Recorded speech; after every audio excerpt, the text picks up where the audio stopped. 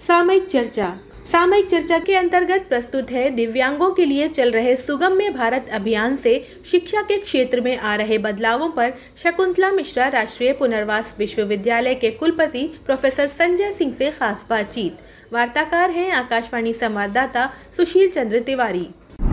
दिव्यांगों के लिए केंद्रीय सरकार ने विभिन्न योजनाओं की शुरुआत की, उनको एक विशेष सम्मानजनक नाम दिया और 9 साल पहले जो सुगम्य भारत अभियान शुरू किया गया, जिसके तहत दिव्यांगों को जीवन के हर क्षेत्र में विशेष तौर पर अभियान चलाकर उन्हें सुविधाओं, योजनाओं और एक सम्मान दिलाने का प्रयास शुरू किया गया। विश्व दिव्यांगजन दिवस के मौके पर उनको सम्मान देने की एक बड़ी परंपरा शुरू हुई। किस तरीके से शिक्षा के क्षेत्र में ये बदलाव हो रहा है, इस पर बात करने के लिए शकुंतला पुनर्वास विश्वविद्यालय के कुलपति प्रोफेसर संजय सिंह जी हमारे साथ हैं। सर, आकाशवाणी समाचार लखनऊ के कार्यक्रम में आपका बहुत बहुत स्वागत है। धन्यवाद। ये जो सरकार का सुगम्य भारत अभियान था, जिसके तहत दिव्यांग लोगों को मुख्य धारा के साथ जोड़ने की, उन्हें सम्मान देने की और उन्हें योजनाओं का लाभ देने की शुरुआत हुई, इसको आप किस नजरिए से देखते हैं?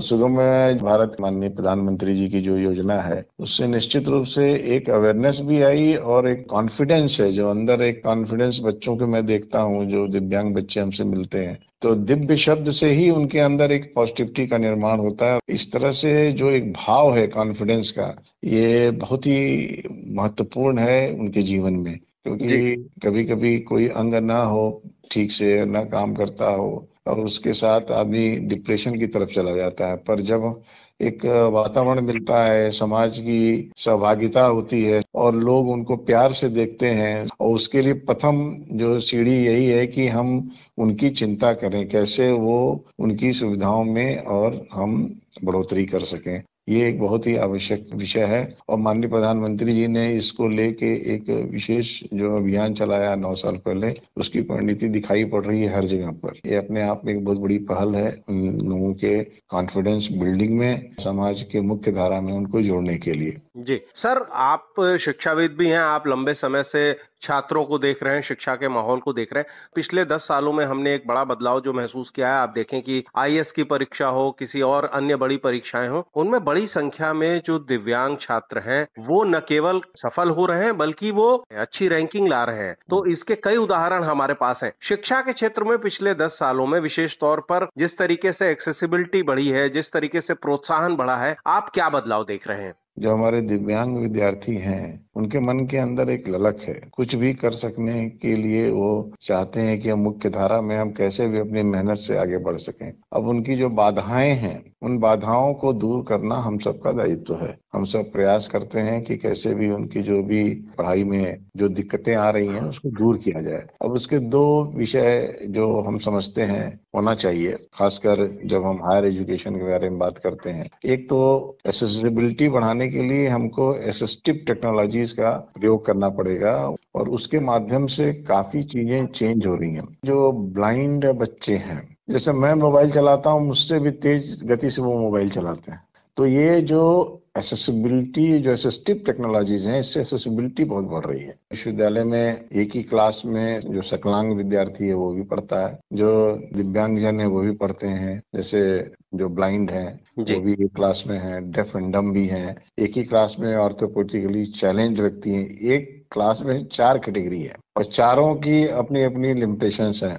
ये बात मैं जानना चाह रहा था सर आपसे, क्योंकि आपका विश्वविद्यालय देश में कुछ ऐसे चुनिंदा विश्वविद्यालयों में शामिल है मुख्यतः जिनका फोकस, जिनका मूल उद्देश्य जो है दिव्यांगों को उच्च शिक्षा, बेहतर शिक्षा और बेहतर मौके उपलब्ध कराना है। तो मैं आपसे जानना चाह रहा था कि दिव्यांगों के लिए किस प्रकार के नवाचार आपके यहाँ हो। जैसे हमने देखा कि बनारस में क्रिकेट मैच कराया गया दिव्यांगों का, इस तरीके के कुछ अनूठे इनिशिएटिव भी लिए गए। तो हम जानना चाह रहे थे कि आपके विश्वविद्यालय में ऐसी क्या खास चीजें हैं जिससे दिव्यांगों को सामान्य जीवन जीने, सामान्य लोगों की तरह पढ़ने और मौके हासिल करने में मदद मिल रही है, और क्या नवाचार किया है आपने सर?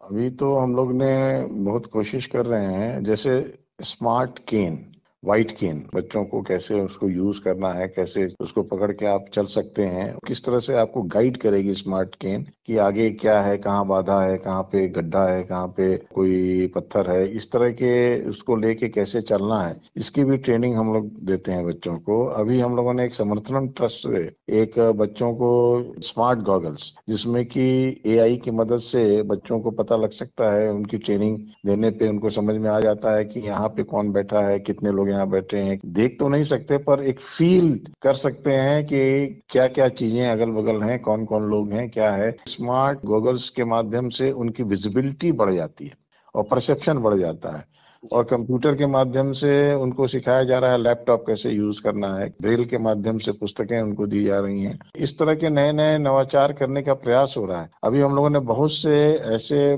फील्ड्स को आइडेंटिफाई किया है जहाँ पे कि हम असिस्टिव टेक्नोलॉजीज के माध्यम से उनके जीवन को और सुगम्य बना सकते हैं। दूसरा तो ये है कि डिसेबिलिटी को कैसे कम किया जाए, डिसेबिलिटी के जो बायोलॉजिकल फैक्टर्स हैं उस पे कैसे स्टडी की जाए, बायोलॉजिकल इंटरवेंशन से जो आनुवांशिक जो जेनेटिक ट्रांसफर है इसको कैसे कम किया जाए, इस पे किस तरह से हम अपने रिसर्च के माध्यम से इस पे रोक लगा सकते हैं, कौन कौन से एसेसेबल फैक्टर्स हैं, जो कौन कौन से ऐसे पॉजिटिव फैक्टर्स हैं जिनके कारण डिसेबिलिटी में बढ़ोतरी हो रही है और उसको कम कैसे किया जाए। तो बायोलॉजिकल फैक्टर्स को भी हम एक तरीके से कैसे कंट्रोल करें, उस पर कैसे हम लगाम लगा सकें, जिससे आने वाली जनरेशन में ये डिसेबिलिटी फैक्टर्स जो आ रहे हैं उसको हम रिड्यूस कर सकें। और इनका एक मनोवैज्ञानिक पहलू भी है सर, कि वो किस तरीके से समाज में उनको पॉजिटिव माहौल रहे, उनको लिए उनको खुद कितना जो है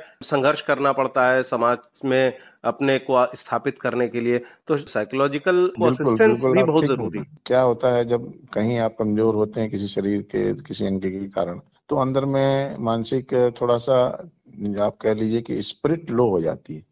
उस स्पिरिट को बढ़ाने का काम करना, उनके अंदर जो प्रतिभा छुपी है उस प्रतिभा को कैसे हम सामने ले आए, इस पे हमको काम करना पड़ेगा। तो उसके लिए हम सबको देखना पड़ेगा कि कौन व्यक्ति, जैसे आपको बताएं हमारे विश्वविद्यालय में अभी हमने संगीत का भी एक विभाग शुरू किया और योग का भी विभाग शुरू किए। योग भी हमारे जो दिव्यांग बच्चे हैं वो भी करते हैं।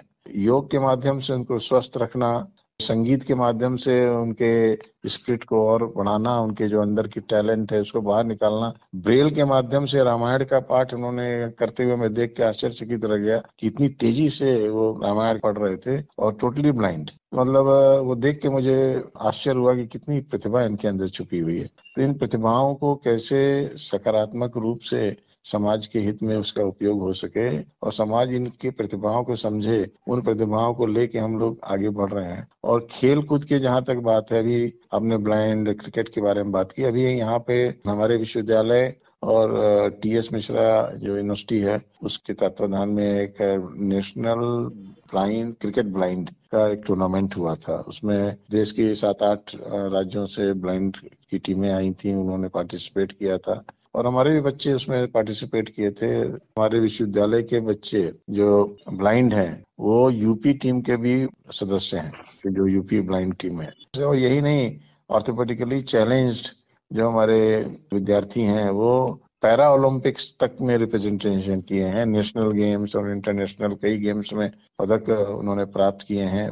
तो इस तरह से जो योग, संगीत, खेल, इस तरह के वातावरण क्रिएट कर रहे हैं जहां से बच्चों को अपने स्पिरिट को ऊंचा रखने में मदद मिले, संघर्ष करने की क्षमता है और आगे बढ़ने का हौसला हमेशा बना रहे। ये एक तरीके से हम लोग अपने विश्वविद्यालय के माध्यम से देने का प्रयास कर रहे हैं। सर, आपका बहुत ही महती प्रयास है और अवश्य इसके परिणाम सामने आएंगे। आपने जो सुगम्य योजना है उसका किस तरीके से दिव्यांगों पर प्रभाव पड़ा, इस अभियान के तहत जो सुविधाएं उन्हें मिली, खासतौर पर आपके विश्वविद्यालय ने कैसा कैसा नवाचार किया और शिक्षा के क्षेत्र में किस तरीके से जो दिव्यांग छात्र हैं वो अपनी धमक दिखा रहे हैं, इन सभी विषयों पर आकाशवाणी समाचार लखनऊ के साथ आपने विस्तार से बातचीत की। आपका बहुत बहुत धन्यवाद सर। धन्यवाद। सामयिक चर्चा के अंतर्गत अभी आप सुन रहे थे दिव्यांगों के लिए चल रहे सुगम्य भारत अभियान से शिक्षा के क्षेत्र में आ रहे बदलावों पर शकुंतला मिश्रा राष्ट्रीय पुनर्वास विश्वविद्यालय के कुलपति प्रोफेसर संजय सिंह से खास बातचीत। वार्ताकार थे आकाशवाणी संवाददाता सुशील चंद्र तिवारी।